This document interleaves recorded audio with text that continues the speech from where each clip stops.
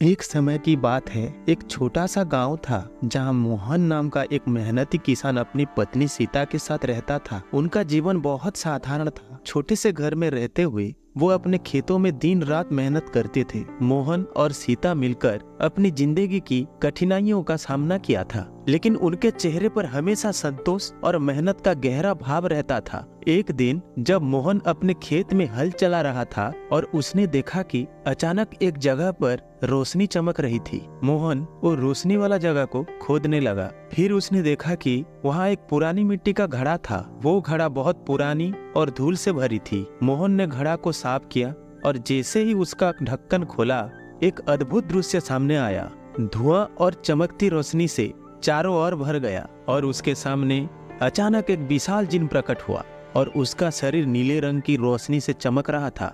मोहन और सीता दंग रह गए। जिन ने उन्हें देखकर मुस्कुराया और कहा, नमस्ते, मैं एक जिन हूँ। तुमने मुझे इस घड़ा से आजाद किया है। मैं तुम्हारी 3 इच्छाएं पूरी करूंगा। मोहन और सीता एक दूसरे की ओर देखने लगी।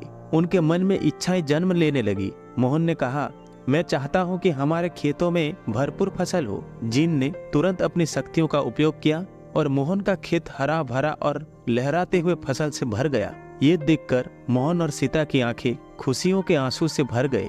लेकिन कुछ ही दिनों में मोहन और सीता ने महसूस किया कि सिर्फ फसलें नहीं, बल्कि उन्हें अपनी जीवन का गुणवत्ता में भी सुधार चाहिए। सीता ने जिन से कहा, हमें एक बड़ा और सुंदर घर चाहिए।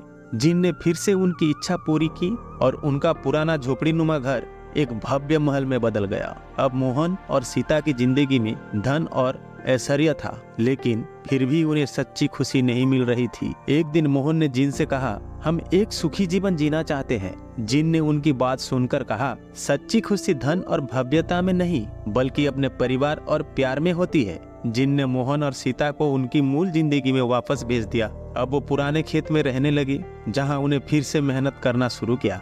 धीरे धीरे उन्होंने अपनी साधारण जिंदगी को अपनाया और समझा कि सच्ची खुशी उसी में है। वो दोनों फिर से एक दूसरे के साथ देने लगे। अपने छोटे से खेत में काम करते हुए मोहन ने कहा, सीता, अब हमें ये समझ में आ गया है कि असली खुशी हमारे एक दूसरे के साथ में है। सीता ने मुस्कुराते हुए कहा, हाँ मोहन, अब हम बिना किसी भव्यता के भी खुश हैं। हमारी मेहनत और प्यार ही हमारी सबसे बड़ी दौलत है। इस तरह मोहन और सीता ने अपने जीवन को फिर से साधारण लेकिन खुशहाल बनाया। वो जानते थे कि सच्ची खुशियाँ साधारणता में ही होती है और उन्हें हर दिन अपने एक दूसरे के साथ बिताने का आनंद मिला। दोस्तों, ये कहानी हमें ये शिक्षा देती है कि सच्ची खुशी बाहरी चीजों में नहीं, बल्कि अपने प्रियजनों के साथ बिताए गए साधारण और प्यार भरे क्षणों में होती है। तो दोस्तों, ऐसे ही मोटिवेशनल स्टोरी सुनने के लिए चैनल को जरूर सब्सक्राइब करना और हो सके तो वीडियो को लाइक कर देना। तो मिलते हैं ऐसी और एक मोटिवेशनल स्टोरी के साथ। तब तक के लिए नमस्कार, जय हिंद।